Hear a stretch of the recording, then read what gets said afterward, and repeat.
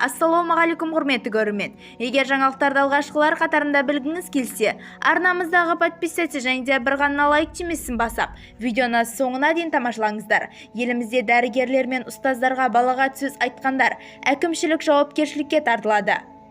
Оларды балағаттауға 10 айлық есептік көрсеткіште немесе 34.500 теңге көлемінде айыппұл салынады. Сондай-ақ отбасылық жанжал кезінде болажып сөз айтқандар адамдар да бірінші ретте ескерту алып, кейін 17.000 теңгеден астам айыппұл арқалайды.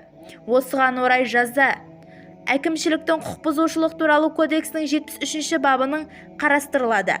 Әділет министрінің орынбасары Алма Мақанованың айтуынша әрбір жағдай жеке қаралады. Кімге қандай жаза тағайындалатыны сот шешеді. Бұған дейін ішкі істер министрлігінің қоғам жерінде боқтанғандарға 69.000 теңге айыппұл арқалайды немесе 30 тәулікке қамауға алынады деген еді. Бұл норма әкімшілік құқық бұзушылық туралы кодексінің 434-ші бабына енгізілген. Заң наурыз айынан бастап күшіне енеді. Бізді тамашалауды жалғастырыңыз және де видеоны достарыңызға бөлісе отырыңыздар.